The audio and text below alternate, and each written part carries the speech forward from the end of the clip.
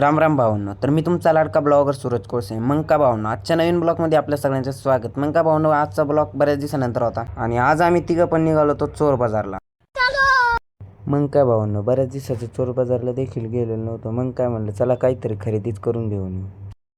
आता भावांनो, तुम्ही म्हणशाल तुम्ही असे पै का बरं त्या तुमच्याकडे काय रिक्षामध्ये जाण्यासाठी काय पैसे नाही भावांनो, पैसे विषय तर सगळं आहे, पण भावांनो तेवढीच पैशाची बचत म्हणून निघालो सकाळी सकाळी पै. मग काय भावांनो, पुढे दूध डेअरी सिग्नलवर येत नाही तर भावांनो, आज रविवार असल्यामुळे इथली मुलं पण उडीत होते पतंग.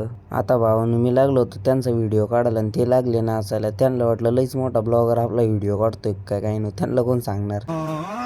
तो विषय द्या सोडून भावांनो. मग का भावांनो, पुढं आल्यावर दिसले आपल्या साईला लय मोठ्या गाड्या. साई म्हणतो कसं याच्यातली एखादी गाडी घेऊन टाकू, म्हणजे पायी हिंडायचा डोक्याचा तापच चालल्या जाईल. पण साई भाऊला म्हणलं खिशात नाही आनंद मला बाजीराव म्हणा. पण आपला साईबाई कायचं काय अजून त्याच गाडीकडे बघत होता. भावांना बोलता बोलता आलो की चोर बाजारात. भावांना आपल्याला काही एवढं काही खरेदी करायची नव्हती. म्हणलं बघूया रविवारी काय काय आलेलं आहे नवीन.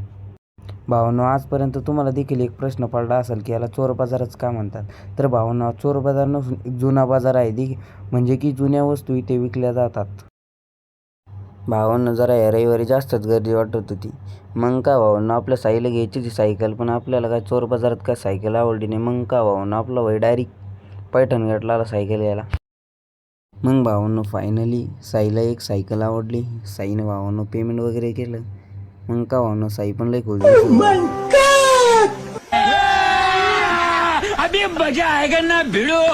मग भावांनो, आपल्या साईने घेतली होती 5,500ची सायकल.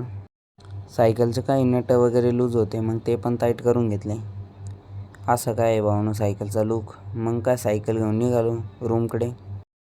आपला शुभम म्हणे मी घेतो सायकल. म्हणलं चालू बाई.